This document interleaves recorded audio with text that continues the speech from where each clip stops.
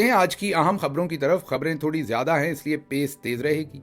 दो डायमेंशंस पर सबसे पहले हमने बात करनी है। एक तो गजा में फौज भेजने के फैसले पर पाकिस्तानी मिलिट्री जनरल्स इस वक्त शदीद प्रेशर में हैं और अपना वो प्रेशर उतारने के लिए वो सारी जिम्मेदारी शरीफ खानदान और जरदारी खानदान की जो मौजूदा सियासी रजीम है उस पर डाल रहे हैं। हाल ही में जो उन्होंने जर्नलिस्टों के साथ 3 घंटे लंबी नशिस्त की, उसमें DGISPR का पूरा मुद्दा ये था कि असी नहीं कीता, ये फैसला उन्होंने किया है, सानू कुछ पता नहीं।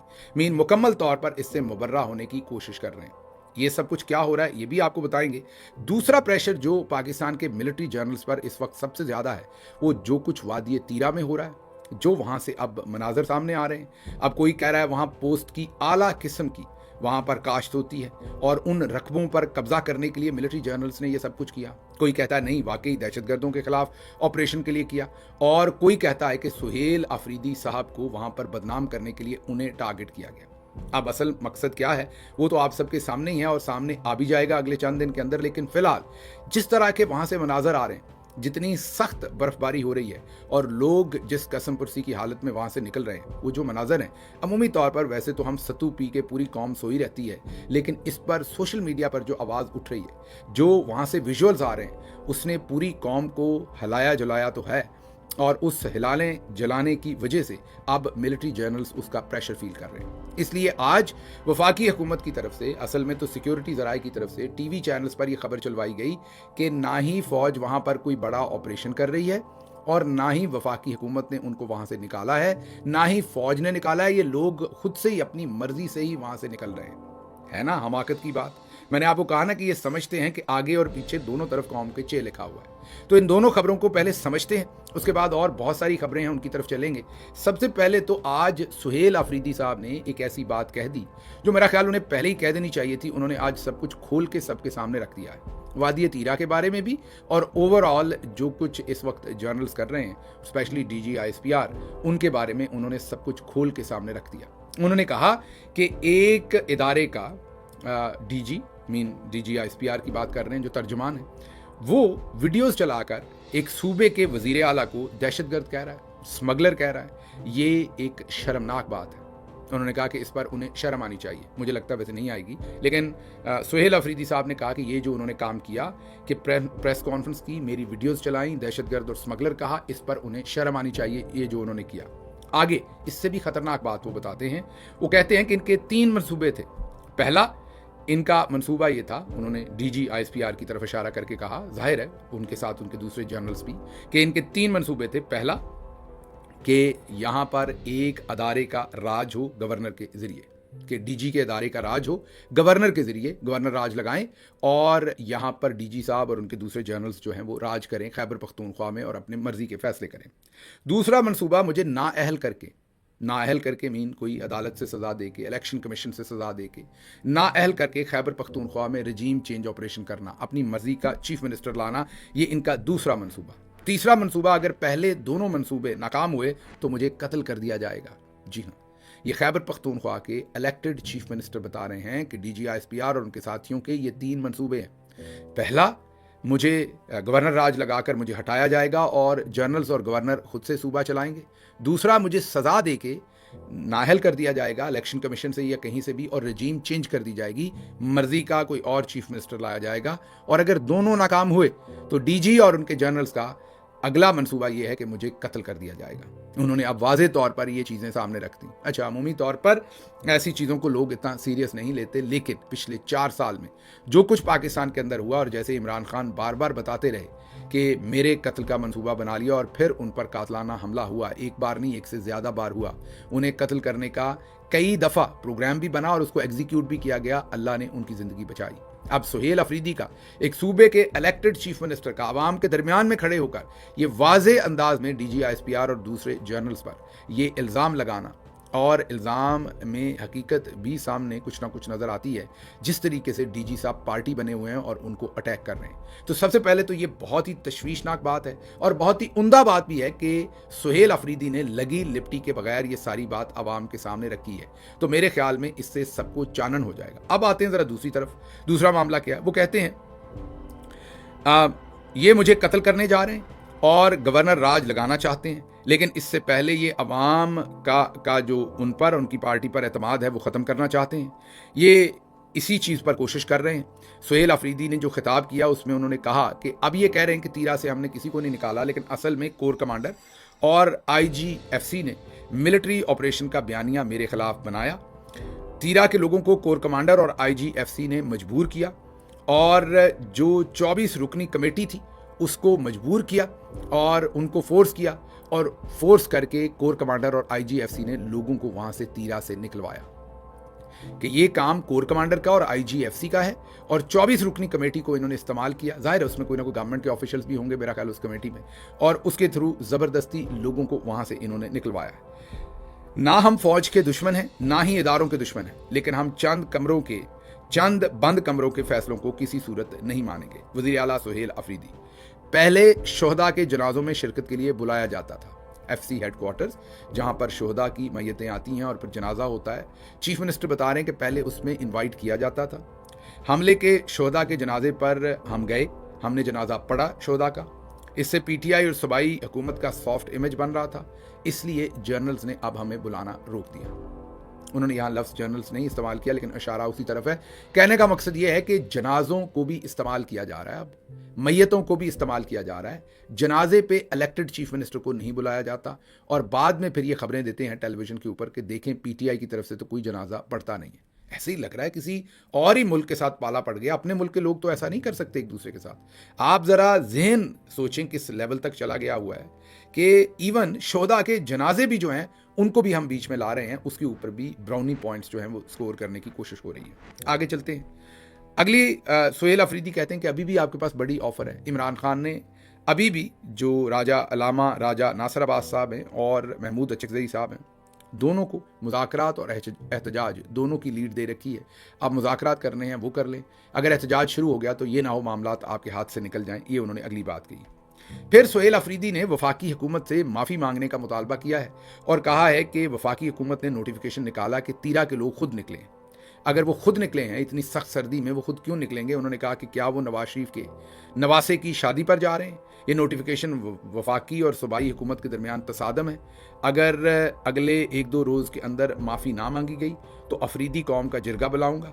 आपकी बात झूठ निकली तो खुद उनको लेकर वापस तीरा जाऊंगा, फिर सूबा भर का जरगा होगा। आइंदा वफाकी हुकूमत से जो भी बातचीत होगी वो तहरीरी होगी, ये उनका कहना है। साथ ही अल जज़ीरा ने एक बहुत ही इंटरेस्टिंग रिपोर्ट जारी की है, पैकेज जारी किया है। बहुत ही वर्सटाइल किस्म के उनके वहाँ पर नामा निगार हैं, जर्नलिस्ट हैं। कमाल हैदर जो अल जज़ीरा के लिए काम करते हैं, बहुत अच्छा काम करते हैं कमाल।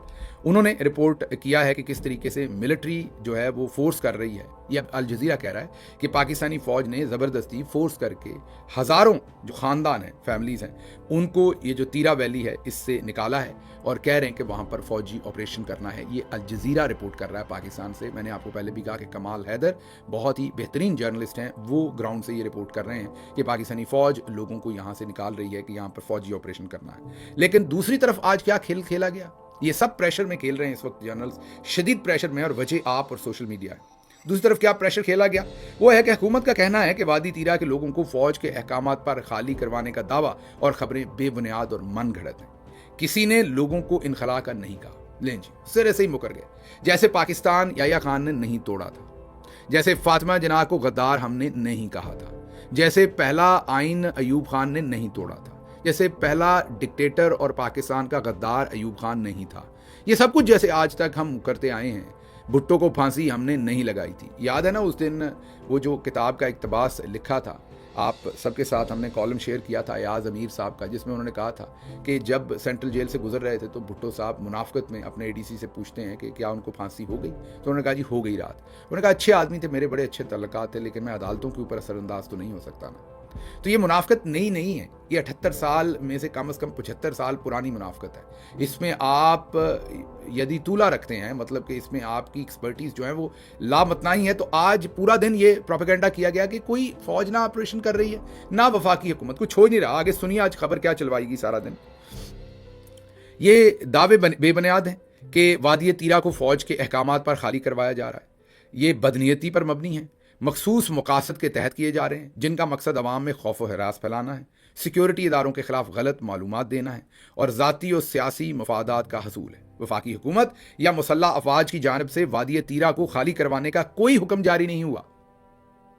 माशाल्लाह, हुक्म के बगैर ही आप सारे काम करते हैं। जाहिर है सारे काम जो आपने पहले किए थे वो हुक्म जब आपने शेख मुजीबुर रहमान से उसका मैंडेट छीना था, जब 8 फरवरी को आपने फॉर्म 47 के तहत फौज भेज के पोलिंग स्टेशन पर इलेक्शन लूटा था, कोई हुक्मनामा तो आज तक जारी नहीं हुआ उसका भी। हुक्म के बगैर ये वर्बली करते हैं आप सब कुछ, हुक्मनामे के साथ तो आप कुछ करते ही नहीं, क्योंकि कल को उसके बाद आपका एहतसाब होगा। हुक्मनामे के बगैर ही आप 26 नवंबर को लोगों के सरों में गोलियां मारने का कोई हुक्मनामा नहीं है कहीं भी। वर्बल तो है लेकिन लिखा हुआ कहीं नहीं है, मुरीद के का भी कहीं नहीं है, आज़ाद कश्मीर का भी कहीं नहीं है, तो हुक्मनामा तो नहीं है। जाहिर है आगे चलते हैं जी। हुकूमत या मुसल्लह अफवाज की जानब से वादी तीरा को खाली कराने का कोई ऐसा फैसला नहीं हुआ। कानून नाफिज करने वाले इदारे मामूल के मुताबिक सिर्फ दहशतगर्द अनासर के खिलाफ इंटेलिजेंस मालूमात की बुनियाद पर ये ऑपरेशन कर रहे हैं। इस दौरान पुरअमन शहरियों की ज़िंदगी मुतासर ना होने का मुकम्मल ख्याल रखा जाता है। इन कार्रवाइयों के लिए किसी किस्म की आबादी की मुंतकली या हिजरत की ज़रूरत नहीं और ना ही ऐसा कुछ किया जा रहा है। ये भी बात काबिल ज़िक्र है कि मकामी आबादी खुद ख्वारिज की मौजूदगी पर तशवीश का इजहार करती है, तीरा में अमन व इस्तेहकाम चाहती है। खैबर पख्तूनख्वा हुकूमत के रिलीफ, बहाली और आबादकारी के महकमे ने 26 दिसंबर 2025 को एक नोटिफिकेशन जारी किया, जिसके तहत इत्तलात के मुताबिक 4 अरब रुपए की रकम जारी की गई। रकम तीरा के बाज़ इलाकों से मुमकिन आर्जी और रज़ाकाराना तौर पर आबादी की नकलो हरकत के लिए इस्तेमाल की जाएगी, ताकि पेश की तैयारी और इमदादी इकदाम किए जा सकें, जिसमें ट्रांसपोर्ट, नकद इमदाद, आर्जी क़याम, रजिस्ट्रेशन वगैरह हैं। इन दस्तावेजात में वाज़े किया गया कि डिप्टी कमिश्नर खैबर के मुताबिक ये मुजव्वज़ा रज़ाकाराना नकल मकानी मुकामी आबादी की राय और ख्वाहिशात की अक्कासी करती है। मतलब माजरत मैंने लंबा पढ़ दिया लेकिन ये रखना आपके सामने ज़रूरी था।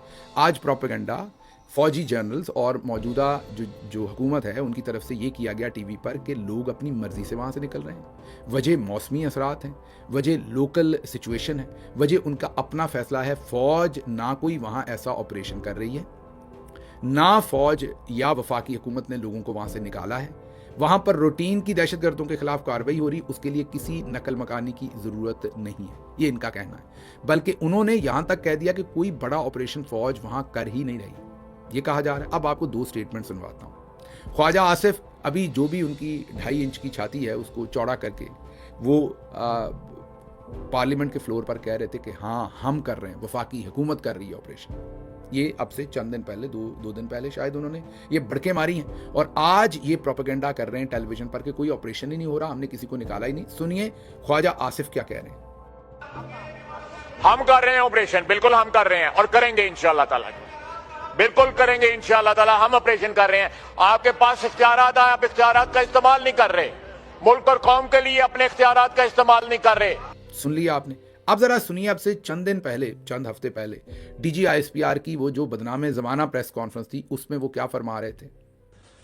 वो तो कह रहे हैं कि ऑपरेशन नहीं होने, आज कह रहे हैं, वो तो पता नहीं कब से कह रहे हैं। वो कहते हैं हमारा लीडर कह रहा है ऑपरेशन हो रहे हैं ना, एज ऑफ टुडे भी हो रहे हैं। बिकॉज दी सिक्योरिटी, मैंने आप पहले बार बार की, कुछ चीजें फंडामेंटल्स हैं जिनके ऊपर कोई कॉम्प्रोमाइज नहीं किया जा सकता। सुन लिया आपने, वो कह रहे हैं ऑपरेशन तो हो रहा है, ऑपरेशन तो हम कर रहे हैं, ये कहते रहते हैं लेकिन हम रुकेंगे तो नहीं। वाज़े तौर पर आईने पाकिस्तान की धज्जियां उड़ा रहे थे कि भले जो सूबाई हुकूमत है वो माने ना माने, ऑपरेशन तो हम कर रहे हैं, हम करेंगे। वो वाज़े तौर पर उसमें क्रेडिट ले रहे थे। अब क्योंकि सोशल मीडिया पर फुटेज आए, अवाम ने ओए तोए की है, अवाम ने सवाल पूछेंगे लोगों के साथ आप क्या जुल्म कर रहे हैं, तो उस प्रेशर को फील नहीं कर सके। अच्छा, प्रेशर नहीं ले पाते। आप तनकीद करें, जितनी जल्दी इनकी बस होती है तनकीद से, जितनी जल्दी इनकी कहानी ख़त्म होती है तनकीद से, यकीन करें जितना इनको डर लगता है तनकीद से, उसके बाद पोजीशन ही बदल जाते हैं। ये अगर आप सही तरह से वाकई हमारी कौम कोई मतलब एहतजाज करने वाली कौम होती पुरअमन तरीके से जैसे दूसरे मुल्कों में होता है, तो यकीन करें ये सब कुछ ना कर पाते।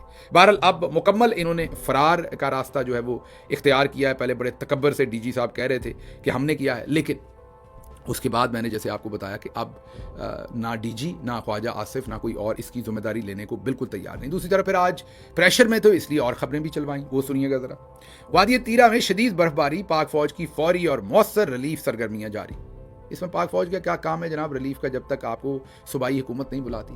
सिर्फ ब्राउनी पॉइंट्स लेने के लिए अपने आप को हमेशा मसीहा साबित करने के लिए कि हम तो अच्छा काम ही करते हैं, वो फिर जो है वो चलवाए जाते हैं मिलिट्री जर्नल्स की तरफ से। जाहिर है नीचे फौज को तो जो हुक्म होगा वो बेचारे करेंगे जाके, फिर अब को थोड़े बहुत राशन तकसीम कर दिया जाएगा, कुछ और चीज़ें, और कहा जाएगा कि बिला तत्तल जो है वो, इसमें वर्डिंग ऐसी है कि वादी तीरा में शदीद बर्फबारी के बायस हालात ज़िंदगी मुतासर, पाक फौज का रिलीफ ऑपरेशन बिला तत्तल जारी, मुकामी आबादी की मदद और रोज़मर्रा मामूलात की बहाली के लिए फोर्सेज मुतहरक, रिलीफ सरगर्मियों के दौरान बर्फ़ में फंसने वाली मतअद्दद गाड़ियाँ बहफाजत निकाल कर महफूज मुकाम पर मुंतकिल कर दी। क्या इस्लामाबाद मुंतकिल कर दी?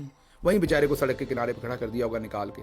महफूज मुकामात, लफाजी चेक करें ज़रा, लोगों को टोपी पहनाना चेक करें। साथ ही प्रेशर आया, साथ ही इमदादी सरगर्मियाँ। पिछले चंद दिन से इनकी इमदादी सरगर्मियों की ज़रूरत नहीं थी। पिछले 5-6 दिन से शदीद बर्फबारी और शदीद वहाँ पर जो बच्चे बेचारे, 3 दिन पहले तो वहाँ पर एक बच्चा ठंड लगने से भी जाँ बाक हो गया। इमदादी ऑपरेशन नहीं शुरू हुए थे। अब क्योंकि आवाम ने ज़रा तत्ते तवे पर बिठाया और थोड़ा सा टेम्परेचर तेज़ किया है, तो साथ ही जनरल साहब को इमदादी कार्रवाइयों की होश आ गई है और आज टेलीविज़न पर, एक्सप्रेस न्यूज़ पर ये सब कुछ चलवाया गया। अच्छा जी, आगे चलते हैं। आगे एक आबिद अफरीदी सोशल वर्कर है, उन्होंने बहुत खूबसूरत पोस्ट लिखी है।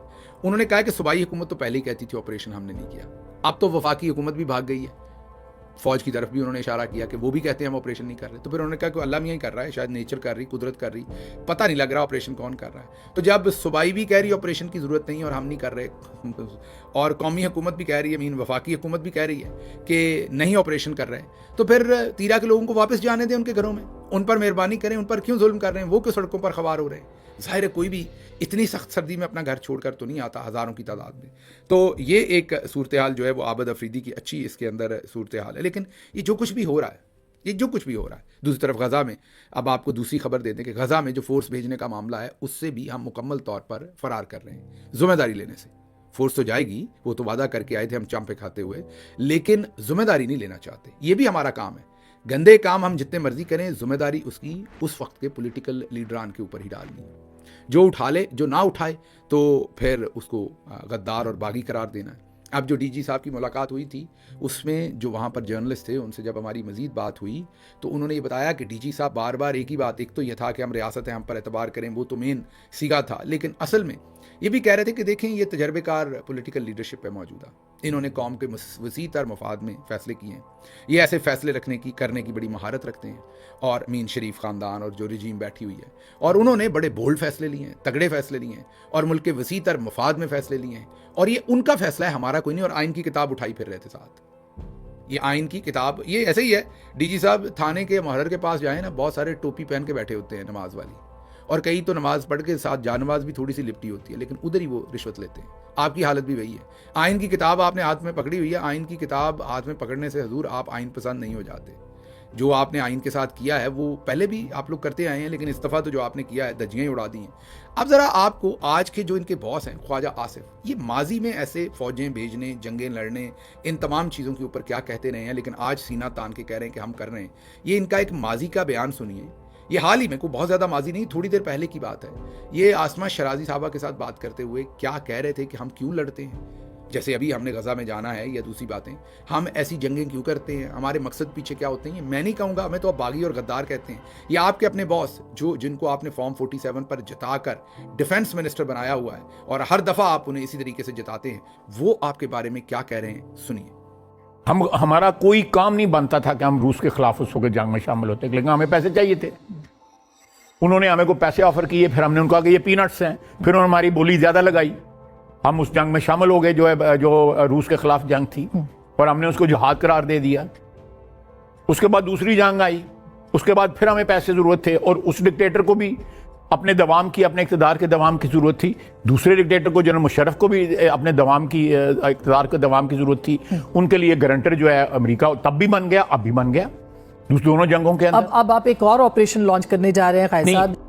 सुन लिया आपने। अब इसके बाद कोई कसर रह नहीं जाती, लेकिन रह जाती है। आप ही के एक रिटायर्ड कर्नल साहब हैं, ये इनकी एक वीडियो सामने आई है, इसको भी सुन लीजिए, क्योंकि उन्होंने हल दे दिया। जब मैंने इनकी वीडियो देखी तो मुझे लगा कि वो ये कह रहे हैं कि जो आपने सियासत में अमल दखल नहीं करना। शुरू में उन्होंने कहा ना कि फ़ौज का हल्फ बदल दें, तो मुझे लगा कि ये जो सियासत में अमल दखल है कि आप हल्फ देते हैं PMA में कि हम सियासत में इंटरफेरेंस नहीं करेंगे। बाबा कौम कायद आज़म रहमतुल्लाह अलैह आपको भी यही बता के गए थे कि आपने सियासत में दखल अंदाजी नहीं देनी, लेकिन आप देते हैं। तो मुझे लगा कर्नल साहब ये कहेंगे कि आप अपना हल्फ चेंज कर दें कि हम सियासत भी करेंगे, लेकिन जो उन्होंने कह दिया वो तो कमाल ही कह दिया। ये सुनिए, एक रिटायर्ड कर्नल आर्मी से, कर्नल है या मेजर है, मेरे ख्याल कर्नल साहब हैं, इनका नाम वाम हमें नहीं पता, ये सोशल मीडिया पर वीडियो है, ये सुनिए। अब जो तनकीद करने की है ना जन साहब, वो ये है कि वो तनकीद इसलिए करते हैं, मतलब मेरे जैसे लोग, लेफ्टिनेंट कप्तान, मेजर, कर्नल, ठीक है, इस लेवल तक के लोग अक्सर हमने ये देखा है कि बात करते हैं, और जो उनको दुख होता है वो दुख होने का जाहिर बात ऊपर जनरल लेवल तक भी होता होगा, लेकिन वो किसी न किसी वजह से खामोश रहते होंगे या किसी न किसी वजह से बात नहीं कर सकते। तो मैं ये समझता हूँ, या मैं आपको ये कहता हूँ कि बेहतरीन इसका हल ये है कि आप अगर लोगों को चाहते हैं कि वो तनकीद ना करें, तो आप ओथ जो ना आर्मी का ओथ हल्फ जिसको कहते हैं, आप उसको तरमीम उसमें करते हैं। मुझे तो तकलीफ होती है, मेरे साथ और बेशुमार फौजी हैं जिनके साथ मैं रातें में रहता हूँ, बातचीत होती रहती है।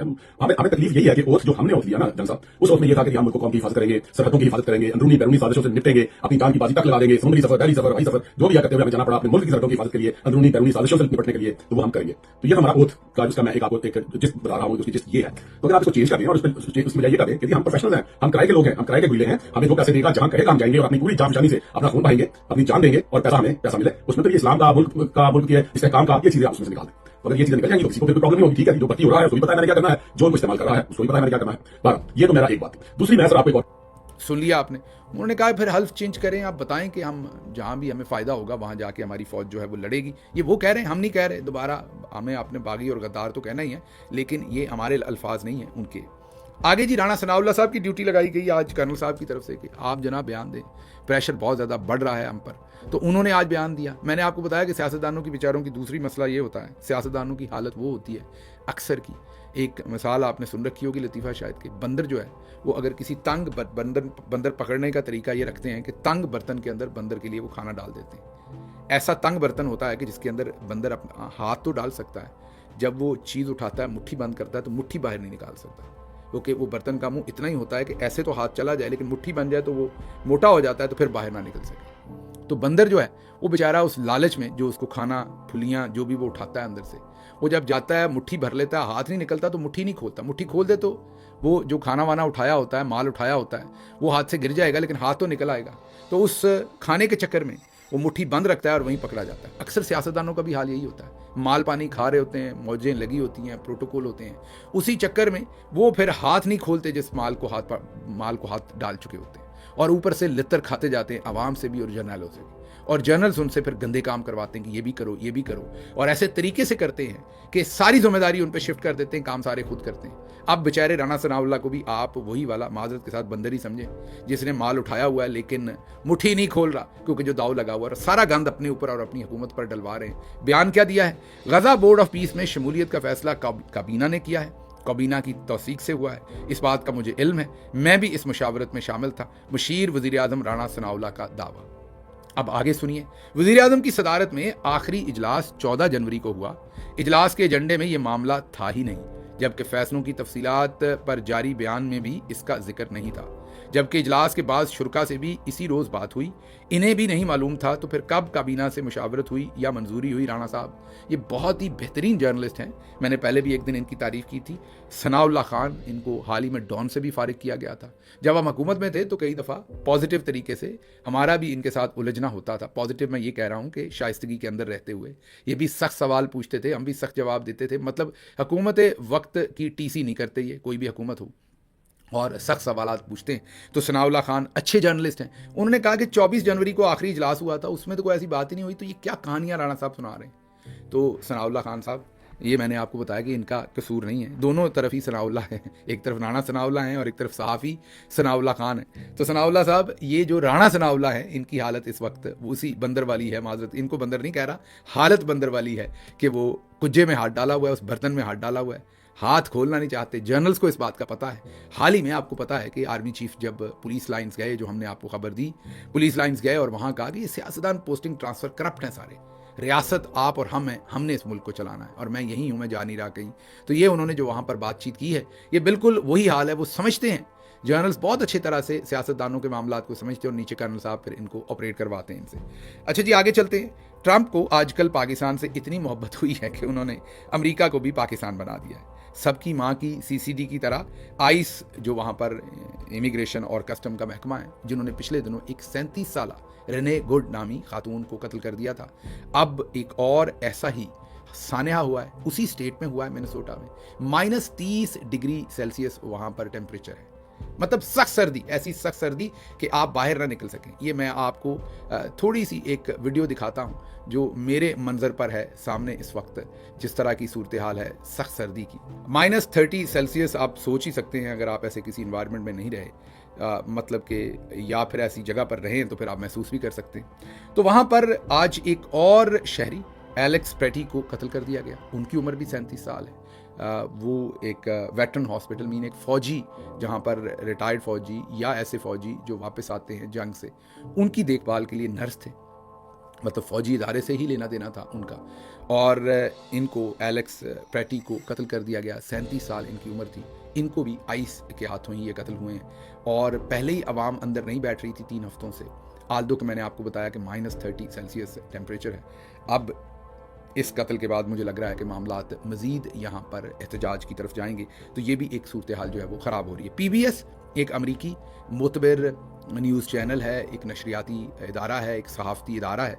PBS टेलीविज़न अब ये कह रहा है अपने तज्ज़िये में और अपने टॉक शो के अंदर कि ट्रंप के गज़ा पीस बोर्ड के लीक डॉक्यूमेंट से जो चीज़ सामने आई है, इसके मुताबिक गज़ा के 50% हिस्से पर मुकम्मल इसराइल का कब्ज़ा रहेगा, क्योंकि वहाँ पर इसराइल ने 48 से 50 फ़ौजी तनसीबात कायम कर ली हैं और इसराइल वहाँ पर मलबे को उठाकर मज़ीद तनसीबात बना रहा है।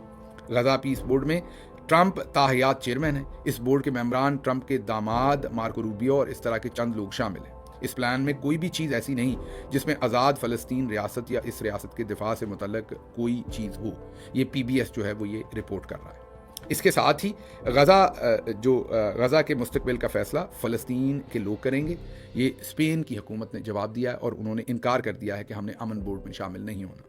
साथ ही इटली ने जो गज़ा की ये फोर्स वहाँ पर जो फ़ौज भेजने का फ़ैसला है उसका हिस्सा बनने से इनकार कर दिया है और उन्होंने कहा कि हम इस फोर्स का हिस्सा नहीं बन सकते। मतलब इटली और स्पेन जो है वो दोनों इनकार कर रहा है। बहरहाल ओवरऑल जो आज का आपके सामने व्लॉग रखा है, पूरे का पूरा इसको सम अप करने के लिए अल्ताफ़ हुसैन का होना ज़रूरी है। ये इस मुल्क में ये क्या हरामीपन हो रहा है, इसे हरामीपन ना कहा जाएगा तो हलालीपन कहा जाएगा इसको। मुझे यहाँ से इजाज़त